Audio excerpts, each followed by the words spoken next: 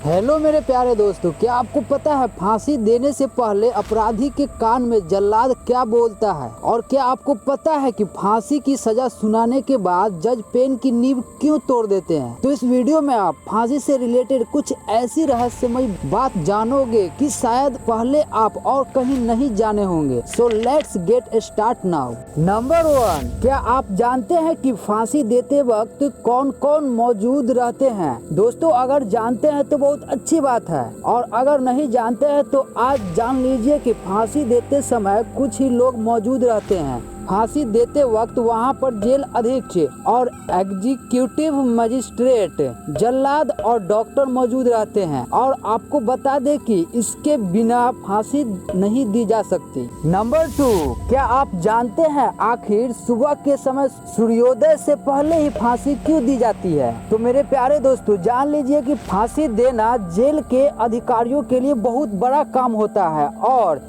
इसे सुबह होने से पहले इसलिए निपटा दिया जाता है ताकि दूसरे कैदी और काम प्रभावित न हो। और एक नैतिक कारण ये भी है कि जिनको फांसी की सजा सुनाई गई हो उसे पूरा इंतजार कराना भी उचित नहीं है, और सुबह फांसी देने से उनके घर वालों को भी अंतिम संस्कार के लिए पूरा समय मिल जाता है। नंबर 3, क्या आपको पता है कि फांसी से पहले आखिरी इच्छा में जेल प्रशासन क्या क्या दे सकते हैं? दोस्तों, आपको बता दें कि आखिरी इच्छा पूछे बगैर किसी को फांसी नहीं दी जा सकती, और कैदी की किसी आखिरी इच्छा में परिजनों से मिलना, कोई खास डिश खाना या कोई धर्म ग्रंथ पढ़ना शामिल हो सकता है। नंबर 4, क्या आपने कभी सोचा है कि कितनी देर के लिए फांसी पर लटकाया जाता है? तो दोस्तों, आज जान लीजिए कि फांसी से पहले मुजरिम के चेहरे को काले सूती के कपड़े से ढक दिया जाता है और 10 मिनट के लिए फांसी पर लटका दिया जाता है। फिर डॉक्टर फांसी के फंदे में ही चेकअप करके बताते हैं कि वह मृत है या नहीं। उसी के बाद मृत शरीर को फांसी के फंदे से उतारा जाता है। नंबर 5 से पहले अगर आप इस चैनल को सब्सक्राइब नहीं किए हुए तो सब्सक्राइब कर दीजिए, और साथ में घंटी को भी ऑन कर लीजिए ताकि नेक्स्ट आने वाली अमेजिंग साइंटिफिक फैक्ट्स का वीडियो आप तक पहुंच पाए और आप बिना मिस किए उस वीडियो को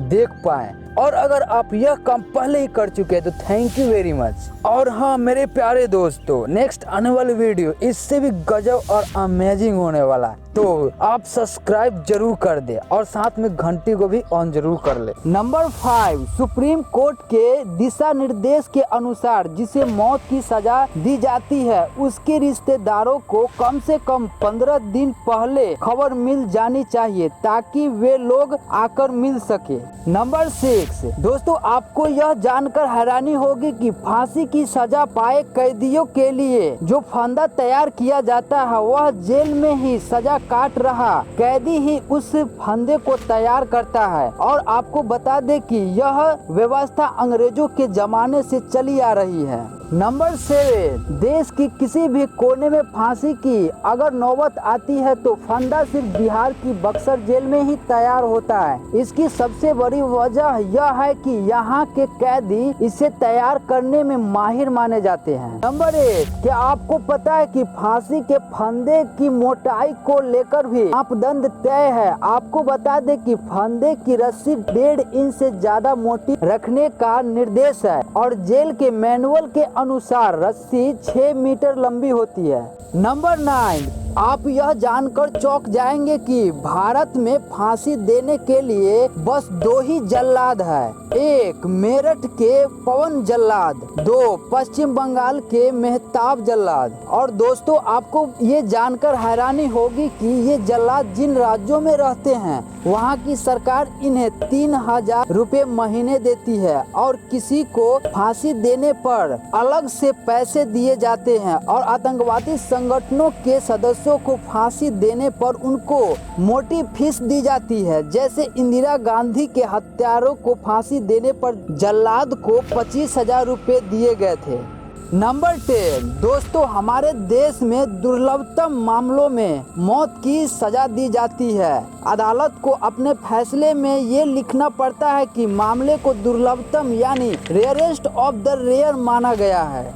नंबर 11, मेरे प्यारे दोस्तों, देर के लिए माफी चाहता हूँ। तो चलिए अब जानते हैं कि आखिर फांसी की सजा सुनाने के बाद जज पेन की नींव क्यों तोड़ देते हैं। दोस्तों, हमारे देश के कानून में फांसी की सजा सबसे बड़ी सजा है। फांसी की सजा सुनाने के बाद पेन की नींव जज इसलिए तोड़ देते हैं क्योंकि इस पेन से किसी की जीवन खत्म हुआ है, इसलिए इस पेन का दोबारा कभी प्रयोग न हो। और एक कारण ये भी है कि एक बार फैसला लिख दिए जाने और नींव तोड़ दिए जाने के बाद खुद जज को भी यह अधिकार नहीं होता है कि उस जजमेंट की समीक्षा कर सके या उस फैसले को बदल सके या पुनर्विचार की कोशिश कर सके।